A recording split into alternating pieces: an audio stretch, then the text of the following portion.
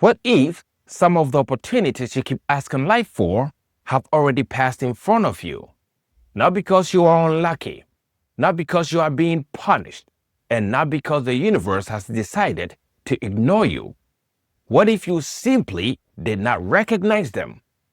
That can sound harsh at first, but it is actually freeing. Because if your attention can be trained to miss something, it can also be trained to notice it. Your brain is constantly filtering reality. It takes in far more information than you could ever consciously process. Faces, conversations, needs, problems, ideas, risks, invitations, and patterns. If you noticed all of it at once, you would be overwhelmed. So your brain filters. It decides what gets your attention and what fades into the background. The reticular activating system, often called the RAS, is part of that filtering process. You do not need to make it mystical. Think of it simply as part of the brain's filter. It helps you notice what your mind has learned is important. You have seen this happen. The moment you start thinking about buying a Tesla, you suddenly see Teslas everywhere. They did not suddenly flood the streets overnight. Your brain just gave them a new label, important. Look for this. And that same filter is working in the deeper parts of your life. If you repeatedly tell yourself money is hard to come by, your attention starts scanning for proof.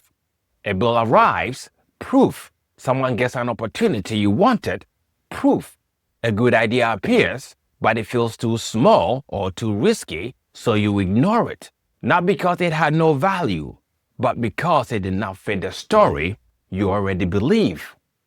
If your identity says people cannot be trusted, you may notice every betrayal immediately.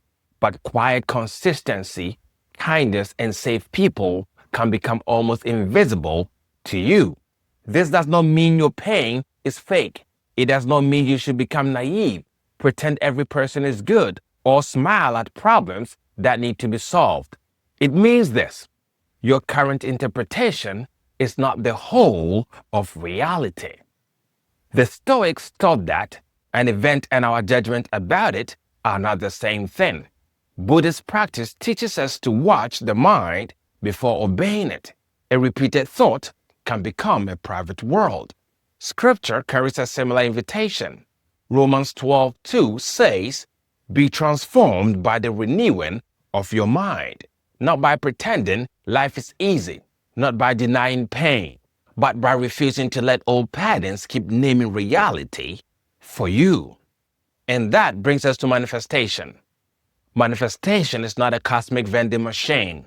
You do not insert an affirmation, press a button, and expect money, love, or success to drop from the sky. That version of manifestation is comforting, but it can also make people passive. It turns disappointment into shame. Maybe I did not believe hard enough. Real manifestation is less magical than that and far more powerful. It is choosing what matters, training your attention to recognize it, and taking real action when it appears. You want meaningful work? Get clear on what it is. Learn how that world works. Notice the problems you can help solve. Start conversations. Build a useful skill. Make an offer. You want healthier love? Stop only asking, "Who will choose me?" Ask, "What does safe love look like? And am I becoming someone who can recognize it, receive it, and give it?" You want peace?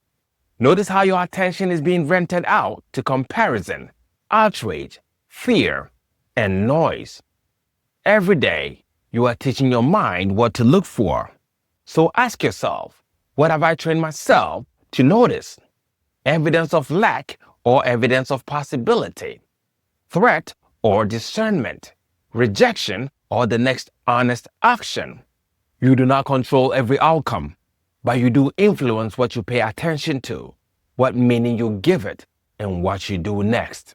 And when you change what you are able to see, you change what you are able to do. That is not fantasy. That is attention, awareness, and action moving in the same direction.